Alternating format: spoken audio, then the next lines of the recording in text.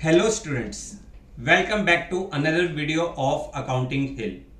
आज की क्लास में हम स्टार्ट करेंगे अपना lecture number 20 of class 11th, जिसमें हम स्टार्ट करेंगे अपना एक नया चैप्टर नंबर 8 जर्नल। अब देखो ये जर्नल क्या होता है।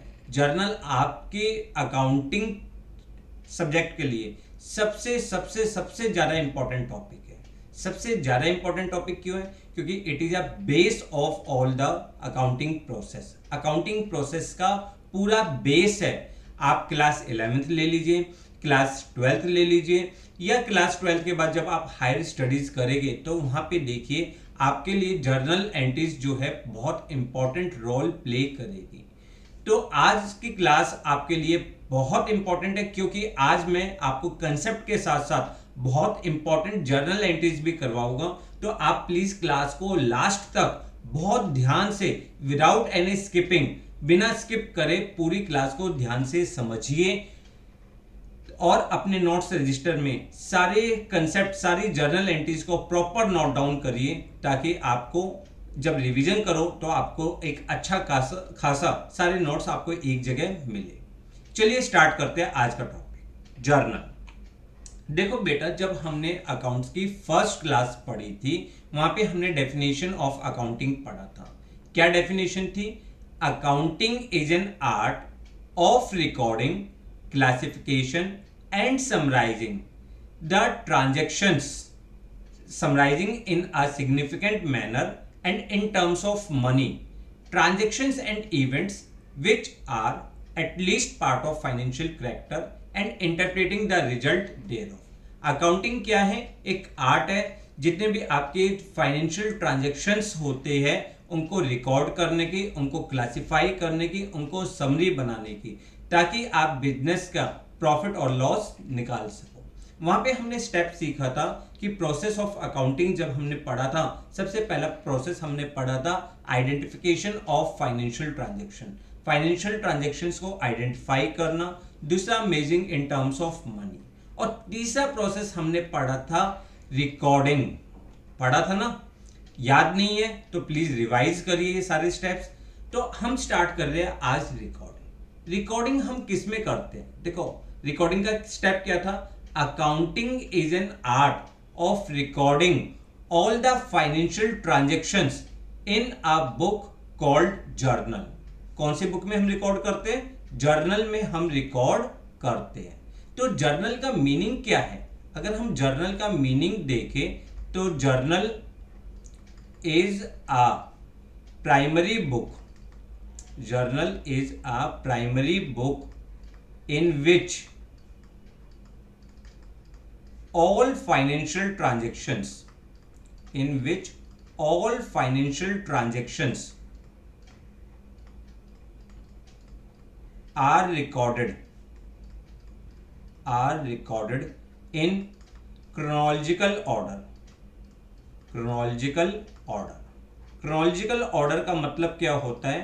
As per date wise, as per sequence. Date wise हम अपने सारे ट्रांजेक्शन्स किस में रिकॉर्ड करते हैं? जर्नल में करते हैं। So journal is also called, book of original entry, book of original entry. ठीक है, ये ध्यान से नोट करिएगा कि journal is called book of original entry. Book of original entry क्यों कहते हैं हम जर्नल को? क्योंकि ट्रांजैक्शंस, जितने भी फाइनेंशियल ट्रांजैक्शंस है, सबसे पहले वो जर्नल में रिकॉर्ड किए जाते हैं। So journal is called book of original entry. Is it clear? Confirm? तो हमने क्या पढ़ा? हमने जर्नल की डेफिनेशन पढ़ी कि journal is a primary book of accounts in which transactions are recorded in chronological order. chronological order का meaning पढ़ लिया। डेट वाइज हम अपने सारे ट्रांजेक्शन्स को डेट वाइज रिकॉर्ड करते हैं as they are entered into. जैसे जैसे जो ट्रांजेक्शन्स होता है हम उसको उसी तरीके से उसी ऑर्डर में रिकॉर्ड करते हैं। क्लियर? और जर्नल को हम क्या कहते हैं? Journal is called book of original entry. अगर आप अपने एग्जामिनेशन पॉइंट ऑफ व्यू से देखो तो ये चैप्टर आपके लिए बहुत इंपॉर्टेंट है, क्योंकि इसमें से बेसिकली वेटेज जो होती है 6 to 8 मार्क्स की वेटेज आती है। क्लियर? अब सबसे पहले हम पढ़ते हैं कि इसके क्या फंक्शंस होते हैं जर्नल के। देखो ये थ्योरी पॉइंट ऑफ व्यू से है, इसकी इतनी इंपॉर्टेंस नहीं है, बस हमें मालूम होना चाहिए कि फर्स्ट पॉइंट क्या है, to keep the chronological record of all transactions. सारे ट्रांजेक्शंस का क्रोनोलॉजिकल रिकॉर्ड करता है। Chronological record means date wise आपके ट्रांजेक्शंस को रिकॉर्ड किया जाता है। Second, to analyse each transactions, हर ट्रांजेक्शंस को एनालाइज किया जाता है डेबिट और क्रेडिट में। डेबिट वाला पार्ट डेबिट में रिकॉर्ड होता है, क्रेडिट वाला पार्ट क्रेडिट में रिकॉर्ड होता है, ताकि हमारे लिए डबल एंट्री का जो बेस है वो तैयार हो जाए। तीसरा, to provide a basis for posting into the ledger. हमने पढ़ा था रिकॉर्डिंग के बाद स्टेप क्या होता है, क्लासिफिकेशन। क्लासिफिकेशन में क्या पढ़ा था, process of grouping the transactions of same nature eight one place. और उसके लिए हमें सबसे पहले क्या करना पड़ेगा, रिकॉर्डिंग करनी पड़ेगी। तो इसलिए we can say journal provide the base of the posting of the entries. Clear? उसके अलावा to maintain the identity of each transaction by keeping a complete record of each transaction. आपका सारे ट्रांजेक्शन एक जगह रिकॉर्ड हो जाते हैं, इसलिए कोई भी ट्रांजेक्शन आपका मिस नहीं होता। उसके बारे में प्रॉपर डिटेल आपको जर्नल में लिखी हुई होती है। क्लियर? तो हमने क्या पढ़ा, जर्नल क्या है, बुक ऑफ ओरिजिनल एंट्री है, जहां पे हम ट्रांजेक्शंस को सबसे पहले रिकॉर्ड करते हैं। अब कैसे रिकॉर्ड करते हैं और क्या इसका फॉर्मेट होता है वो समझते हैं। सबसे पहले देखो, जर्नल का जो फॉर्मेट बनेगा वो इस तरीके से बनेगा। डेट का मतलब जहां पे डेट ऑफ ट्रांजेक्शंस रिकॉर्ड होती है कि आपके ट्रांजेक्शंस किस दिन हुए। सबसे पहले डेट ऑफ ट्रांजेक्शंस आप रिकॉर्ड करोगे, किस दिन ट्रांजेक्शन हो। फिर हम यहाँ पे क्या करते हैं, सबसे पहले जिस अकाउंट को डेबिट करते हैं उसको लिखते हैं, और फिर टू लिखकर जिस अकाउंट को हम क्रेडिट करते हैं उसको लिखते हैं। तो यहाँ पे डेबिट और क्रेडिट लिखा जाता है। उसके बाद डेबिट का अमाउंट डेबिट में, क्रेडिट का अमाउंट क्रेडिट में। क्लियर? एलएफ का मतलब होता है लेजर फोलियो, कि ये हम लेजर के किस पेज पे पोस्टिंग कर रहे हैं इसके। और यहाँ पे नीचे एक नरेशन होती है, बीइंग करके स्टार्ट करते हैं, जो आपके ट्रांजेक्शन्स की एक शॉर्ट डिस्क्रिप्शन आपको बताती है। तो फॉर्मेट आपको क्लियर है। सबसे पहला कॉलम होता है डेट का, जहां पे डेट ऑफ ट्रांजेक्शंस रिकॉर्ड होती हैं। दूसरा पर्टिकुलर्स का, जहां पे हम जिस अकाउंट को डेबिट कर रहे हैं और किस अकाउंट को हम क्रेडिट कर रहे हैं उसकी इंफॉर्मेशन हम प्रोवाइड करते हैं। एलएफ मींस लेजर फोलियो का पेज होता है कि आप लेजर के किस पेज नंबर पे इस ट्रांजेक्शंस को ट्रांसफर कर रहे हो। देखो ये कॉलम अक्सर हम खाली छोड़ते हैं, अपने 12th लेवल तक तो खाली छोड़ते हैं। उसके बाद डेबिट में डेबिट का अमाउंट और क्रेडिट में क्रेडिट का अमाउंट। इन सब चीजों को कैसे हम ट्रांजेक्शंस को रिकॉर्ड करेंगे, कौन से रूल्स लगाएंगे, वो सारी चीजें हम समझते हैं। जर्नल एंट्री को रिकॉर्ड करने के लिए सबसे पहले आपको अच्छी तरीके से याद होने चाहिए rules of debit and credit. अगर आपको rules of debit and credit नहीं याद तो आप पिछली क्लासेस को देख सकते हैं, वहां पे हमने ये सारी चीजें बहुत अच्छी तरीके से एक्सप्लेन करी है। और याद है तो एक क्विक रिवीजन लेते हैं। हमने rules of debit and credit में सीखा था मॉडर्न अप्रोच। क्या सीखा था? Modern approach. दो अप्रोच सीखी थी, एक मॉडर्न अप्रोच और एक ट्रेडिशनल अप्रोच। मॉडर्न अप्रोच में हमने क्या सीखा था कि अगर हमारे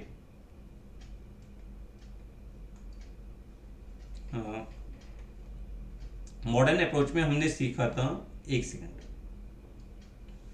सबसे पहले अगर हमारे असेट्स और एक्सपेंस अगर हमारे इंक्रीज होते हैं तो हम उनको डेबिट करते हैं, और अगर हमारे असेट्स और एक्सपेंस रिड्यूस होते हैं तो हम उसको क्रेडिट करते हैं। दूसरा हमने सीखा था लायबिलिटीज, कैपिटल और रिवेन्यू।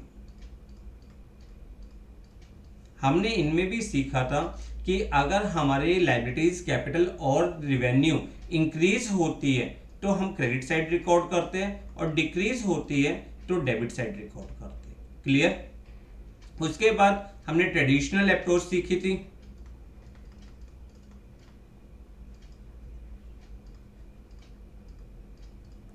ट्रेडिशनल अप्रोच में हमने सबसे पहले क्या सीखा था? डेबिट द रिसीवर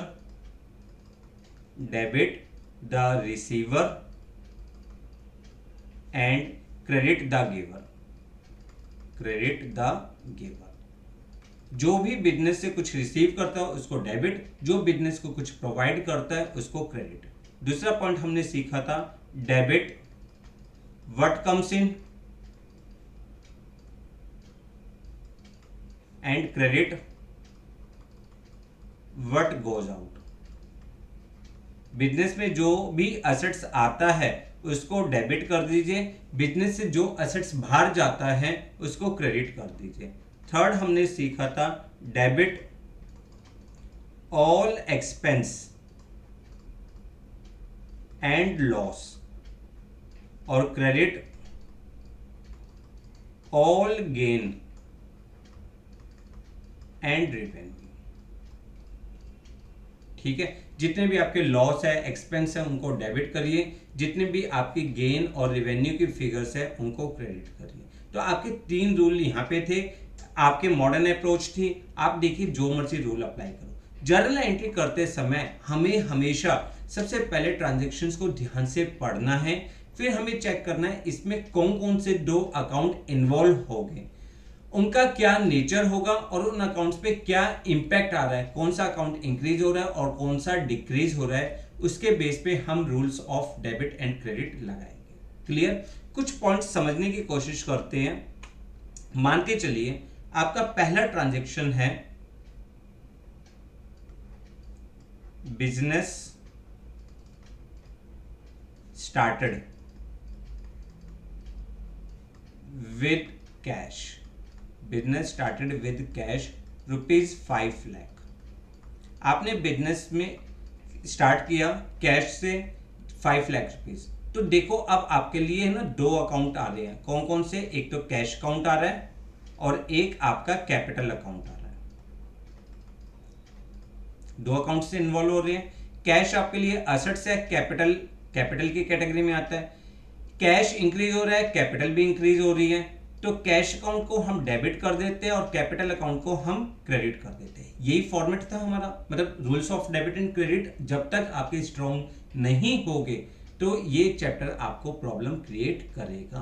तो आप प्लीज उनको ध्यान से समझिए। आप अपने अकाउंटिंग इक्वेशन के बेस पे मॉडर्न अप्रोच को देख सकते हैं या ट्रेडिशनल अप्रोच, जो भी आपको अप्रोच देखनी है। तो आप इसको रिकॉर्ड कैसे करोगे? सबसे पहले यहाँ पे डेट डालोगे 2022। मान के चलिए आप अप्रैल की डेट डाल रहे हो, अप्रैल 1। आपका जो अकाउंट डेबिट हो रहा है उसको आप सबसे पहले टॉप पे लिखोगे कैश अकाउंट डेबिट। कितना डेबिट हो रहा है? 5 लाख रुपीस। ठीक है, और फिर नीचे थोड़ी सी स्पेस छोड़ते हुए आप यहां पे जिस अकाउंट को क्रेडिट कर रहे हो टू कैपिटल अकाउंट। ठीक है, और क्रेडिट में क्रेडिट के सामने 5 लाख पॉइंट आ जाएगा। नीचे ब्रैकेट डाल के आप नरेशन लिखोगे being business started with cash.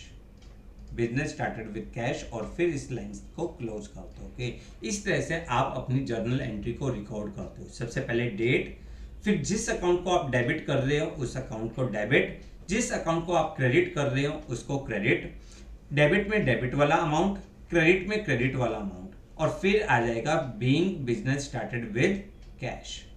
Clear? मान के चलिए आपका सेकंड ट्रांजैक्शन आता है purchased goods for cash ₹1 lakh. आपने गुड्स परचेज करी। अब यहां पे कौन से 2 अकाउंट इन्वॉल्व हो रहे हैं आपके? एक तो परचेज अकाउंट, क्योंकि जब भी हम गुड्स को परचेज करते हैं तो परचेज अकाउंट में रिकॉर्ड करते हैं, गुड्स को सोल्ड करते हैं तो सेल अकाउंट में ट्रांसफर करते हैं।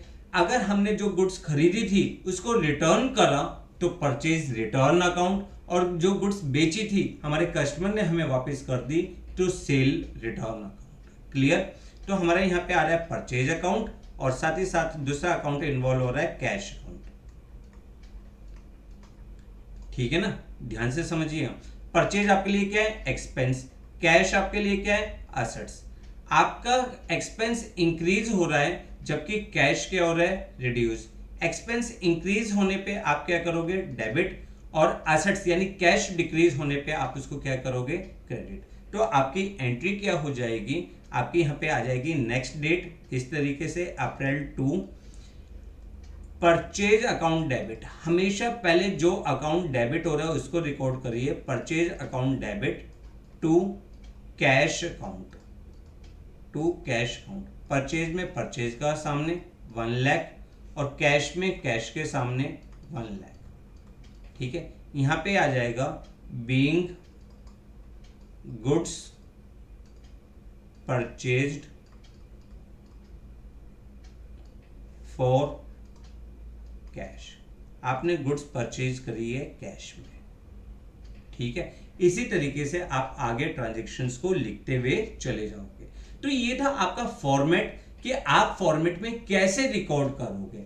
सबसे पहले डेट ऑफ ट्रांजैक्शंस, फिर जिस अकाउंट को आप डेबिट करते हो पहले उसको लिखोगे, नीचे वाली लाइन में थोड़ी सी स्पेस छोड़कर जिस अकाउंट को आप क्रेडिट करते हो उसके लिए लिखोगे टू, फिर वो अकाउंट, और फिर नीचे एक शॉर्ट डिस्क्रिप्शन आ जाएगी which is called narration.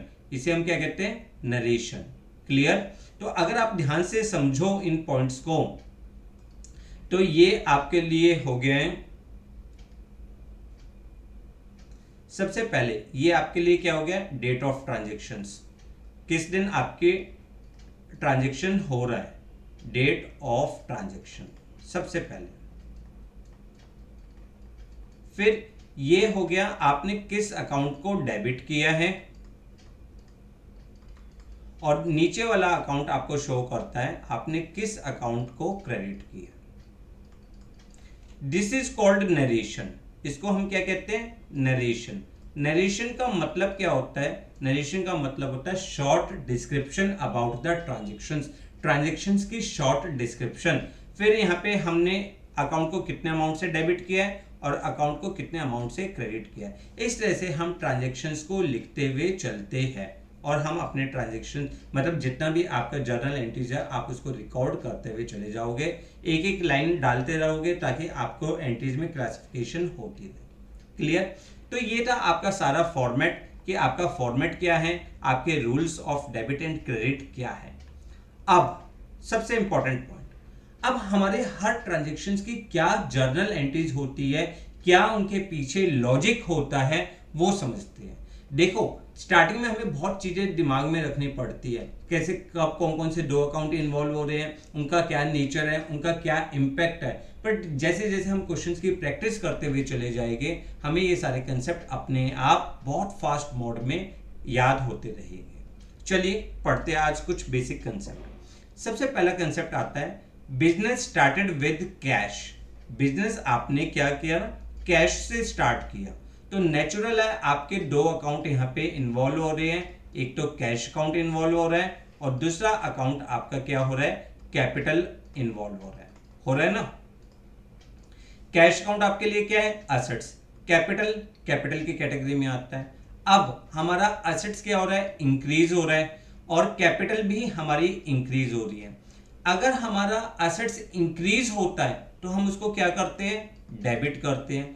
Capital increase होती है तो उसको क्रेडिट करते हैं। तो हमारी जो जर्नल एंट्री बनेगी, हमारी जर्नल एंट्री बनेगी cash account debit, cash account debit to capital account, cash account debit to capital account. मान के चलिए 5 लाख रुपीस है तो हमने 5 लाख डाल देना है। ठीक है ना। लेजर के फॉर्मेट में तो हम पुट कर ही लेंगे, हमें यहाँ पे सिर्फ ये देखना है कि हमारी जर्नल एंट्री क्या होगी और नीचे नरेशन लिख देंगे being business started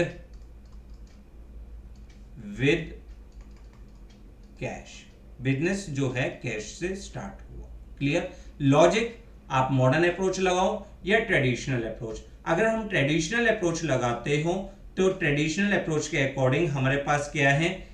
cash business में आ रहा है, कम्स इन, तो इसलिए डेबिट। कैपिटल ऑनर ने बिजनेस को अमाउंट दिया है, क्रेडिट द गिवर, उसके अकॉर्डिंग आप लगा सकते हो। जो मर्जी रूल लगाओ बट अफेक्ट आपका सेम आएगा, तो आप जो मर्जी अप्रोच यूज करना बट क्वेश्चंस को सही करना। ध्यान से लॉजिक समझो। आप ये सारे पॉइंट्स, अब जो हम 15-16 ट्रांजेक्शन्स करेंगे, ये आपके लिए बेसिक ट्रांजेक्शन्स है। एडवांस ट्रांजेक्शन्स हम धीरे धीरे आगे कंटिन्यू करेंगे, बट ये बेसिक ट्रांजेक्शन्स आप जरूर कंप्लीट करिए। Second point, assets brought into business as capital. इसका मतलब क्या है? हमने बिजनेस में कैपिटल के जो लगाई वो एसेट्स के फॉर्म में लगाई, यानी बिजनेस जो है स्टार्टेड किया, business started with goods ₹2 lakh. आपने बिजनेस में क्या लाए? 2 लाख रुपीज की गुड्स लाए। गुड्स लाए तो ये आपके लिए क्या है? स्टॉक है। ठीक है, ये आपके लिए क्या है? स्टॉक है। आप गुड्स लेकर आ रहे हो बिजनेस में, और साथ ही साथ दूसरा अमाउंट क्या है? कैपिटल। मान के चलिए आप प्लांट एंड मशीनरी लाए तो plant and machinery, land and building लाए, लैंड एंड बिल्डिंग, जो भी आप लाए ये आपके लिए एसेट्स होता है और कैपिटल आपके लिए कैपिटल है। दोनों चीजें आपकी इंक्रीज हो रही है। एसेट्स इंक्रीज होने पे डेबिट और कैपिटल इंक्रीज होने पे क्रेडिट। तो आपकी जो जर्नल एंट्री है वो क्या बनेगी? Stock account debit. Stock account debit, जो भी आप एसेट्स लाए उसका नाम, यानी कुल मिला के assets account debit to capital account, to capital account being being business started with cash, sorry business started with goods. Business आपने जो स्टार्ट किया वो गुड्स के साथ स्टार्ट किया। क्लियर? आप ये जर्नल एंट्रीज में इसलिए करवा रहा हूं, पहले हम अगर जर्नल एंट्रीज का बेस कर लेंगे तो जब हम क्वेश्चंस करेंगे ना, वहां पे ज्यादा सोचना नहीं पड़ेगा। Third point, purchase of assets. Purchase of assets, मान के चलिए आपने फर्नीचर परचेज किया। मान के चलिए आपने क्या परचेज किया? फर्नीचर परचेज किया फॉर कैश। तो आपके दो अकाउंट इन्वॉल्व हो रहे हैं, एक तो फर्नीचर, ठीक है, और दूसरा आपका इन्वॉल्व हो रहा है कैश। फर्नीचर भी आपके लिए एसेट्स है और कैश भी आपके लिए एसेट्स है। फर्नीचर इंक्रीज हो रहा है, कैश रिड्यूस हो रहा है। जो एसेट्स इंक्रीज हो रहा हो उसको डेबिट, जो एसेट्स कैश रिड्यूस हो रहा हो उसको क्रेडिट। तो आपके लिए एंट्री क्या हो जाएगी? आपके लिए एंट्री हो जाएगी furniture account debit, furniture account debit to cash account, furniture account debit to cash, क्योंकि फर्नीचर बिजनेस में आ रहा है। अगर हम रूल लगाए डेबिट व्हाट कम्स इन, क्या चीज बिजनेस में आ रही है? फर्नीचर, तो फर्नीचर को डेबिट करिए। व्हाट गोज आउट, क्या चीज बिजनेस से जा रही है? कैश, तो कैश को क्रेडिट करिए। ठीक है, तो आपके लिए नरेशन क्या हो जाएगी? बीइंग फर्नीचर परचेज्ड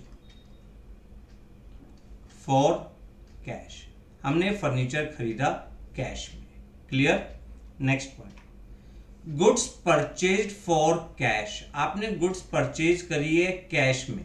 देखो, जब भी आप गुड्स को परचेज करोगे तो आप अकाउंट स्टार्ट करोगे परचेज अकाउंट।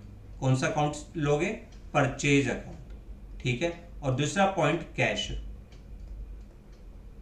दोनों, ये जो परचेज आपके लिए क्या है? एक्सपेंस, कैश आपके लिए क्या है? एसेट्स।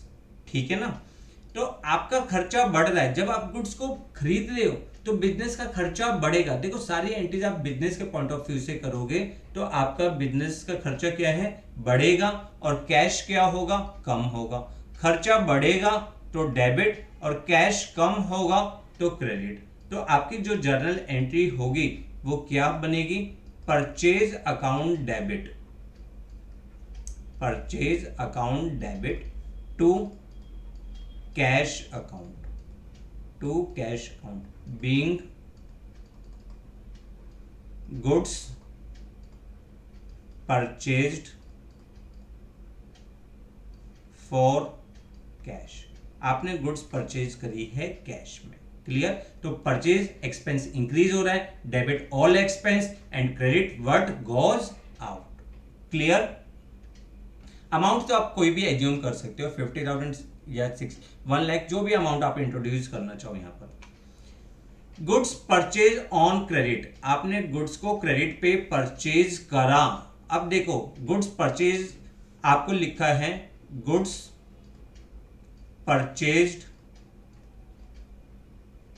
From Ram for ₹50,000। आपने राम से गुड्स परचेज करी। मैंने आपको बताया था अकाउंटिंग इक्वेशन में, जब किसी का नाम गिवन होता है, क्रेडिट या कैश के बारे में कुछ इंफॉर्मेशन नहीं होती, तो it is always treated as the credit transaction. कि कौन सा ट्रांजेक्शन होता है? क्रेडिट। तो अब आपके लिए दो अकाउंट आ रहे हैं, एक तो परचेज अकाउंट और दूसरा अकाउंट आपके लिए आ रहा है राम। राम हमारे लिए कौन है? क्रेडिटर। ठीक है, तो परचेज की कैटेगरी कौन सी होती है? एक्सपेंस की। राम क्रेडिटर की कैटेगरी होती है लाइबिलिटीज की।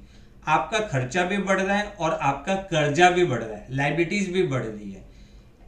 अगर एक्सपेंस इंक्रीज होते हैं तो डेबिट, और अगर आपकी लाइबिलिटीज इंक्रीज होती है तो क्रेडिट। तो आपके लिए एंट्री क्या बनेगी? यहां पर आपकी एंट्री बनेगी purchase account debit, purchase account debit to creditor account, to creditor account. ठीक है, क्लियर?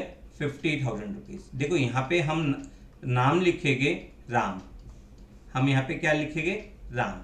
वैसे मैंने आपको यहां पे इसलिए बोल दिया क्रेडिटर, जो भी क्रेडिटर हो उसका नाम आ जाएगा और आप यहां पे नरेशन लिख दोगे, being goods purchased from Ram.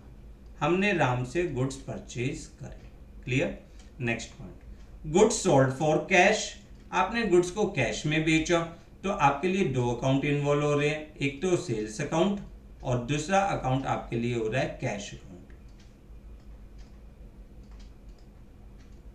Sales revenue होती है, कैश असेट्स होता है। जब आप गुड्स कैश में बेचते हो तो आपकी रिवेन्यू भी इंक्रीज हो रही है, असेट्स भी इंक्रीज हो रहा है। असेट्स इंक्रीज होने पे डेबिट और आपकी रिवेन्यू इंक्रीज होने पे क्रेडिट। तो आपकी जो जर्नल एंट्री बनेगी वो क्या बनेगी? Cash account debit to sales account, cash account debit to sales account, being goods sold for cash. आपने गुड्स को कैश में सोल्ड आउट किया। Clear? Next point, goods sold on credit. आपने जो गुड्स है, goods sold to Ravi for ₹1 lakh. आपने goods को रवि को बेचा, 1 लाख रुपीज की गुड्स को रवि को बेचा। तो रवि हमारे लिए कौन है? डेटर है। रवि कौन है? डेटर। और जब किसी का नाम दिया होता है, कैश क्रेडिट के बारे में कुछ नहीं बताया होता, तो ये क्रेडिट ट्रांजैक्शन होती है। तो यहाँ पे आपके लिए दो अकाउंट इन्वॉल्व हो जाएंगे, एक तो रवि, ठीक है, पहला रवि, और दूसरा आपके लिए सेल्स अकाउंट। रवि कौन है आपके लिए? असेट्स है। सेल्स आपके लिए क्या है? रिवेन्यू। आपके रिवेन्यू इंक्रीज हो रही है, साथ ही साथ आपका असेट्स जो डेटर है वो भी इंक्रीज हो रहा है। ठीक है, असेट्स इंक्रीज होने पे डेबिट और रिवेन्यू इंक्रीज होने पे क्रेडिट। तो आपकी जर्नल एंट्री क्या बनी? आपकी जर्नल एंट्री बनी Ravi account debit to sales account, to sales account 1 lakh rupees. यानी आपके पास आपका एक असेट्स इंक्रीज हो रहा है रवि और एक सेल्स इंक्रीज हो रही है, तो आपके लिए पॉइंट हो जाएगा being goods sold to Ravi on credit. हमने रवि को क्रेडिट पे गुड्स सोल्ड आउट करी। इसका मतलब क्या हुआ? यहां पे आप क्या लिख सकते हो? डेटर। जो भी डेटर का नाम है, debtor debit to sales account. Clear? Confirm?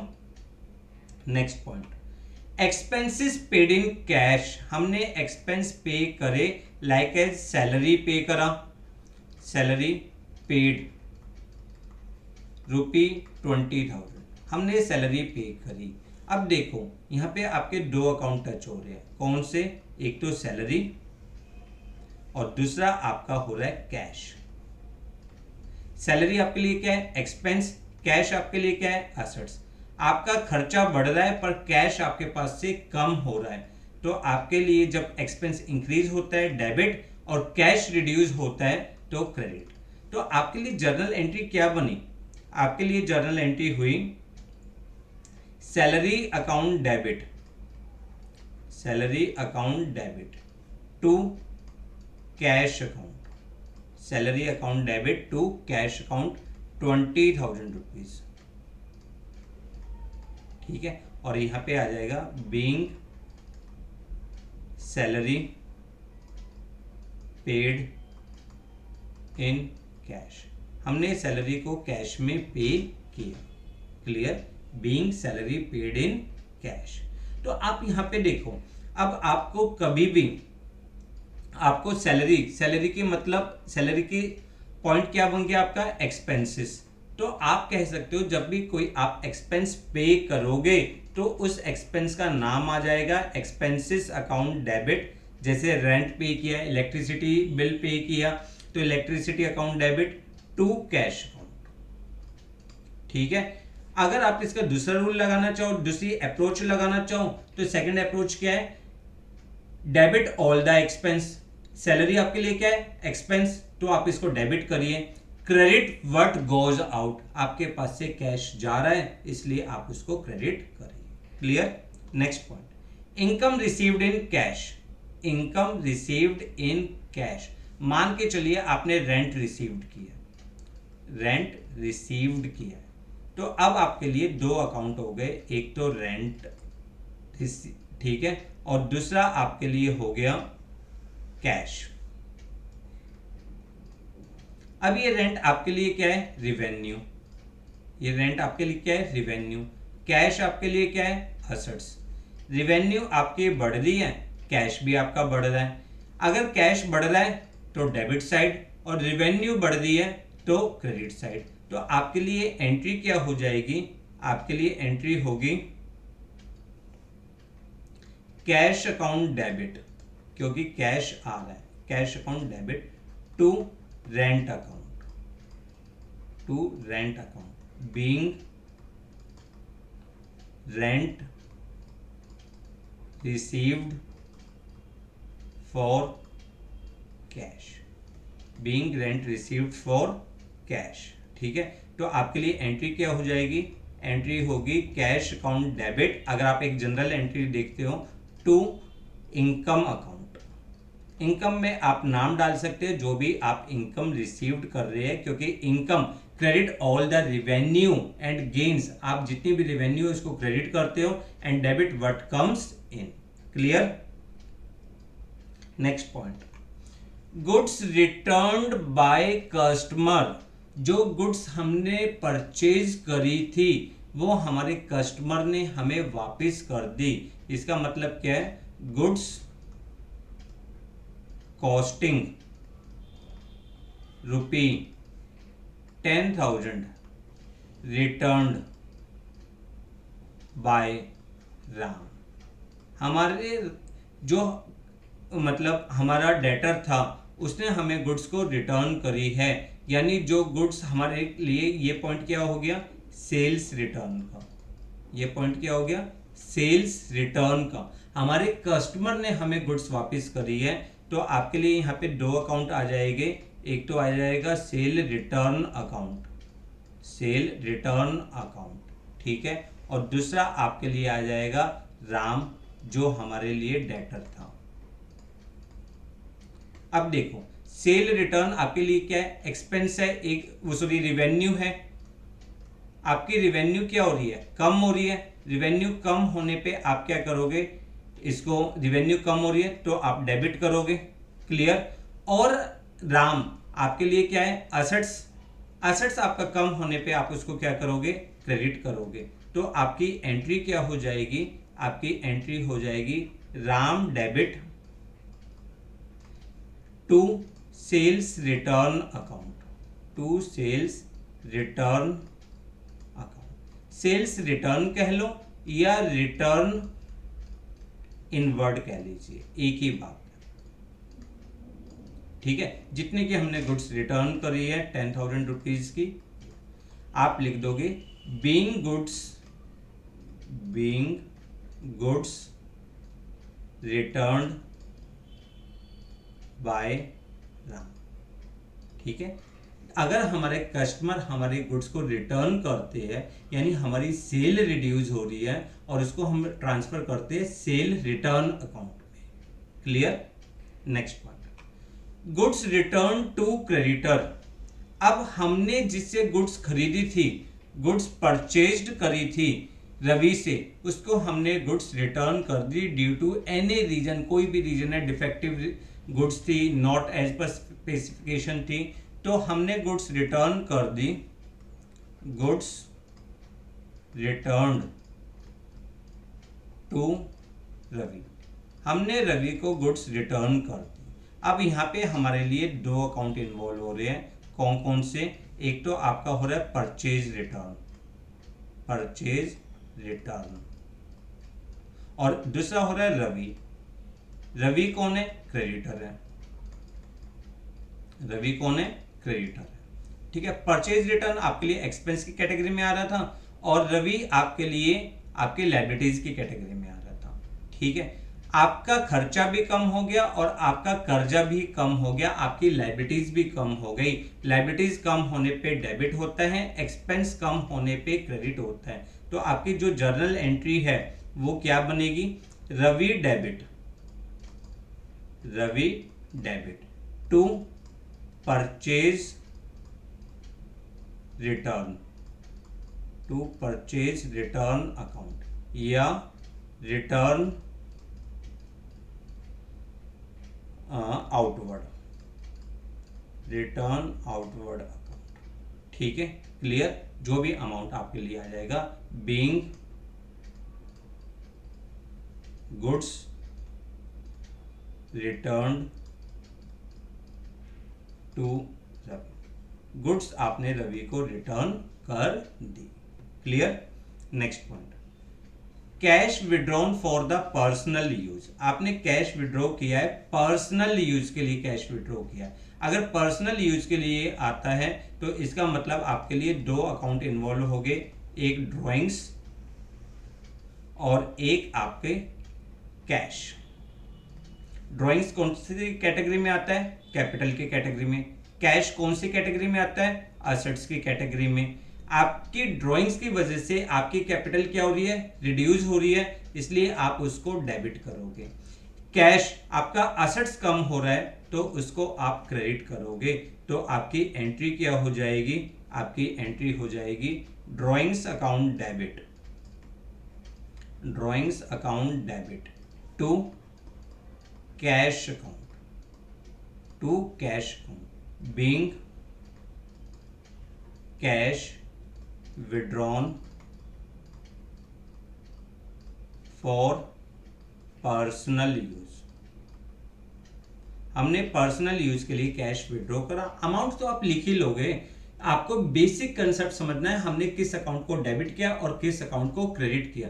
ताकि देखो ये चैप्टर आपका डिपेंड करता है आपकी सारी चीजों पे, आपकी सारी नॉलेज, आपको बेसिक टर्म्स मालूम होनी चाहिए। कब हम परचेज को डेबिट परचेज में रिकॉर्ड करते हैं, कब परचेज रिटर्न में रिकॉर्ड करते हैं, सेल रिटर्न में किस आइटम का नाम क्या होता है, उसकी क्या क्लासिफिकेशन होती है, कौन से रूल्स हम अप्लाई करते हैं और आपकी अकाउंटिंग इक्वेशन, ये सारी चीजें आपके लिए बहुत स्ट्रांग होनी चाहिए। Next point, goods withdraw for the personal use. अब आपने देखो यहाँ पे गुड्स यूज करिए फॉर पर्सनल यूज, तो नेचुरल है आपका एक अकाउंट तो आएगा ड्रॉइंग्स, क्योंकि जब भी कुछ पर्सनल यूज के लिए आता है तो वो आता है ड्राइंग्स, बट दूसरा अकाउंट आएगा परचेज। सर अब ये परचेज क्यों आया? बेटा परचेज का मीनिंग हमने क्या पढ़ा था, क्या डेफिनेशन पढ़ी थी? Purchase means purchase of goods only, यानी those items which we purchase for either for resale purpose और मैन्युफैक्चरिंग द गुड्स, जो आइटम्स हम रीसेल पर्पस या फिनिश गुड्स को बनाने के लिए यूज करते हैं उसको हम परचेज में डालते हैं। बट अगर ऑनर ने गुड्स को विड्रॉ किया है फॉर देयर पर्सनल यूज, यानी ये वाले जो गुड्स हमने खरीदी थी ना तो रीसेल पर्पस पे यूज हुई और ना ही आपके फिनिश गुड्स को बनाने के काम में आए, तो इसको आप परचेज में काउंट नहीं करोगे, इसलिए आपने परचेज अकाउंट यहां पे लिखा। ड्राइंग्स आपकी कैपिटल है और परचेज आपके लिए क्या है, एक्सपेंस है। अब जब भी आप बिजनेस से कुछ गुड्स विड्रॉ कर रहे हो तो कैपिटल तो रिड्यूस हो जाएगी और एक्सपेंस भी रिड्यूस हो जाएगा। कैपिटल इंक्रीज और रिड्यूस होने पे डेबिट, आपका खर्चा भी कम हो रहा है तो आप उसको क्रेडिट करोगे। तो आपकी जो जर्नल एंट्री बनेगी वो क्या बनेगी, drawings account debit, drawings account debit to purchase account.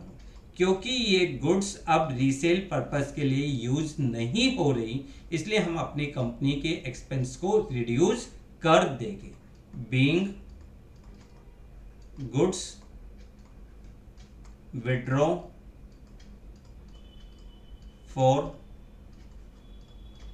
Personal use, आप गुड्स को पर्सनल यूज के लिए विड्रॉ कर रहे हैं।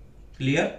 Next point, goods given as charity, goods को आपने चैरिटी में दिया। चैरिटी क्या है, डोनेशन, यानी कुल मिला के एक्सपेंस है, बट अब आपने यहां पे चैरिटी में क्या दिया है, गुड्स दिया, यानी ये गुड्स भी आप रीसेल पर्पस के लिए यूज नहीं कर रहे, तो यहां पे भी आपके लिए आ जाएगा चैरिटी, एक तो चैरिटी, दूसरा आपके लिए आएगा परचेज अकाउंट। दोनों ही आपके लिए एक्सपेंस है। चैरिटी ये वाला खर्चा बढ़ रहा है जबकि एक्सपेंस आप पे ये वाला खर्चा कम हो रहा है, तो जो खर्चा बढ़ रहा हो उसको डेबिट और जो खर्चा कम हो रहा हो उसको क्रेडिट। तो आपकी जो जर्नल एंट्री बनेगी वो क्या बनेगी, charity account debit, charity account debit to purchase account. समझ में आया?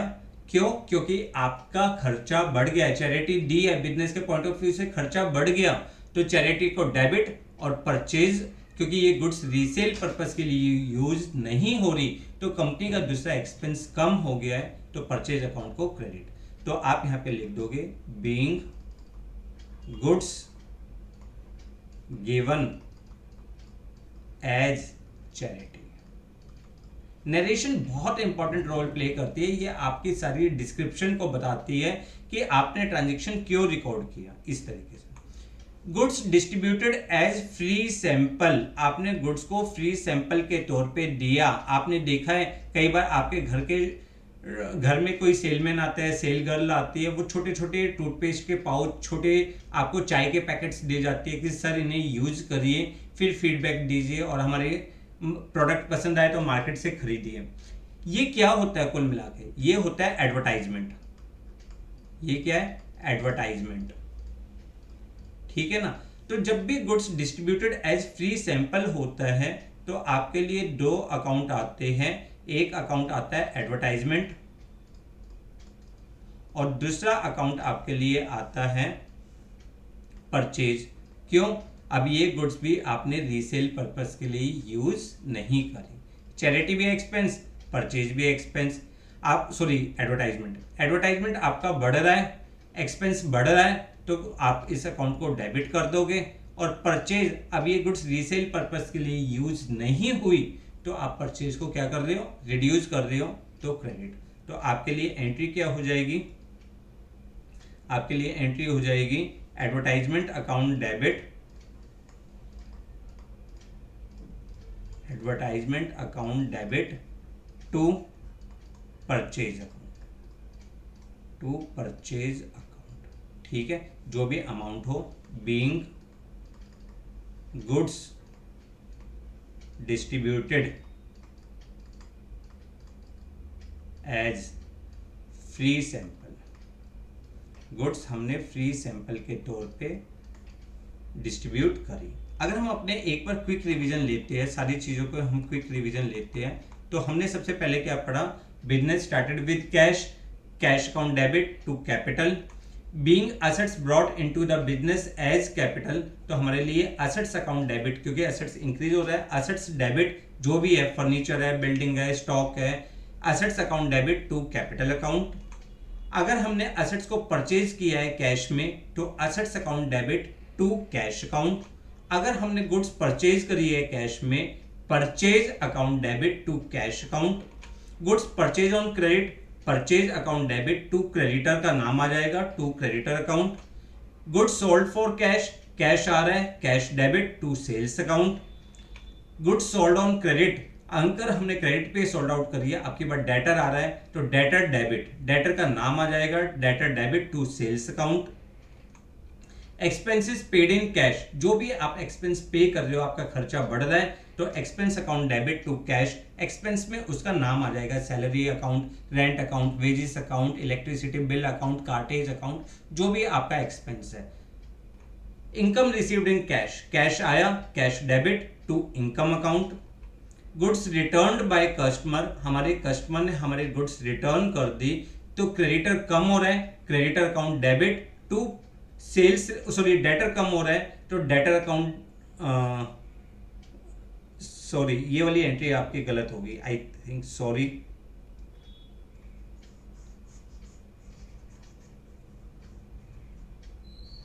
देखो लिखा तो हमने सही था, बट जर्नल एंट्री करते हुए हमने इसको गलत कर दिया। हमने क्या लिखा है, सेल रिटर्न को हम डेबिट करेंगे, तो हमारी एंट्री क्या हो जाएगी, sales return account debit, sales return account debit to Ram account. Clear, confirm. Next था, हम परचेज रिटर्न कर रहे हैं, तो हमारा एक्सपेंस कम हो रहा है, परचेज रिटर्न को क्रेडिट करेंगे, क्रेडिटर कम हो रहा है तो इसको डेबिट करेंगे, creditor debit to purchase return. Goods cash withdrawn for personal use, आपने कैश को पर्सनल यूज के लिए निकाला, ड्रॉइंग्स इंक्रीज होने पे debit to cash account. Goods withdraw for personal use, drawings debit to purchase account. Goods given as charity, charity account debit to purchase account. और goods distributed as free sample, free sample के तौर पे आपने goods दिए है, आपका ये expense increase हो रहा है, advertisement account debit to purchase account. तो ये थी आपकी आज के लिए कुछ special journal entries, 15 journal entries हमने करी, इससे हमें कंसेप्ट थोड़ा सा बिल्टअप करने में हमारी हेल्प हो रही है। तो आप आज की क्लास को 2-3 बार ध्यान से पढ़िएगा, बहुत इंपॉर्टेंट है। नेक्स्ट क्लास में हम कुछ और इंपॉर्टेंट कंसेप्ट्स के साथ मिलेंगे। जब तक आप पढ़ते रहिए और अपने नोट्स को प्रॉपर मेंटेन करते रहिए। वीडियो को लाइक और शेयर करना ना भूलें। Thanks a lot for watching.